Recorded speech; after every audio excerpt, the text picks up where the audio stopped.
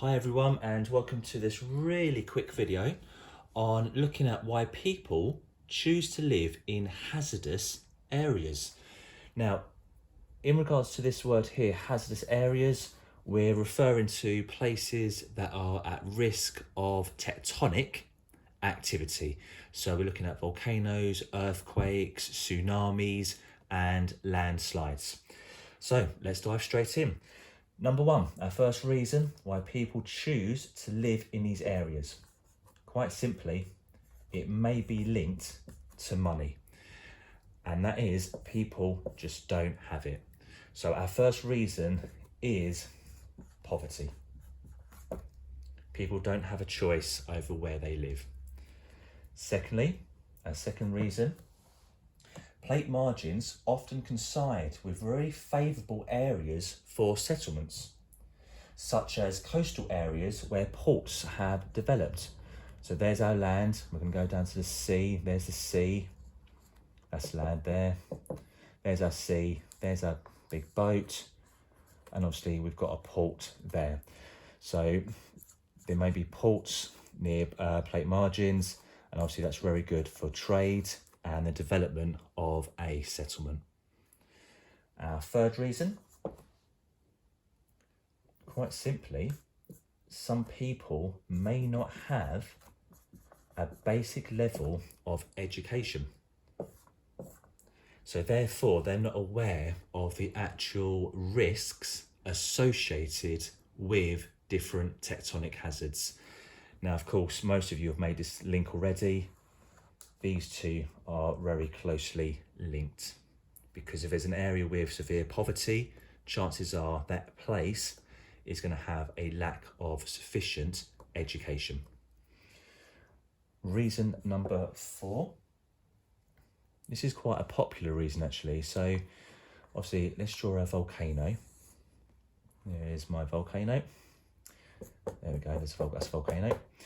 Now, land which is near volcanoes is often very fertile, which means it's full of nutrients and it's good for growing crops. So of course, if you've got land which is great for growing crops, that can feed a growing population, then people are more likely to live in and around that landscape. Right, I'm just going to move the camera down a little bit so we can get our next two reasons on. So reason number 5. This is especially a case in more HIC, so I'm thinking countries like Japan. So buildings in Japan, they've been built to withstand tectonic hazards, especially earthquakes. So we find our buildings now, especially in more HIC countries, they're built with cross bracing, like so. They normally have a pendulum in the roof. So there's my pendulum. So a pendulum, obviously, if the building sways one way, the pendulum swings the other way to counterbalance the movement. Now, along this cross bracing, there'll be shock absorbers to absorb the energy from an earthquake. And below the building, we will have these really deep foundations to provide greater stability. So there's reason 5, building design. Really easy. And number 6, volcanoes and earthquakes. There's our earthquake zigzag. They don't really happen that often.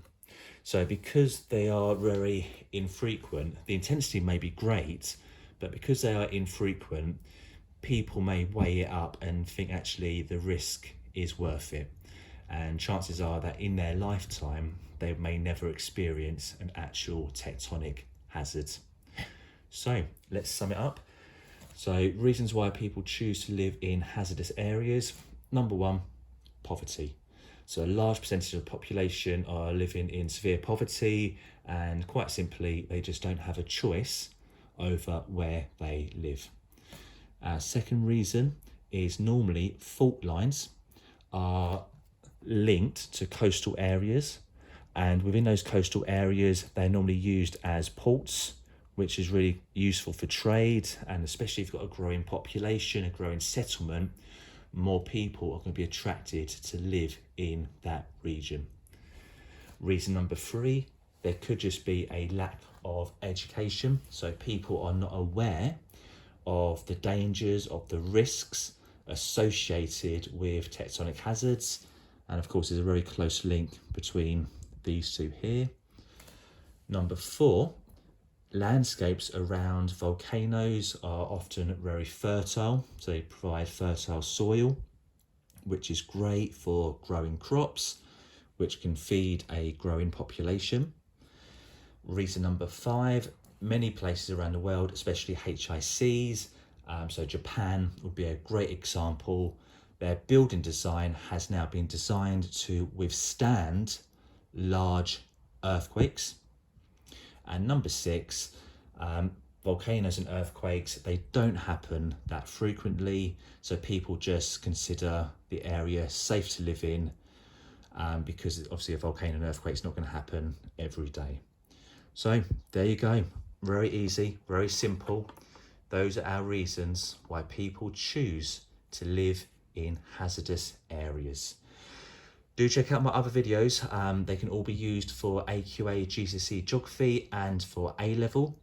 And if this video has been useful for you, please do give this video a like and subscribe to the channel. Hope to see you soon.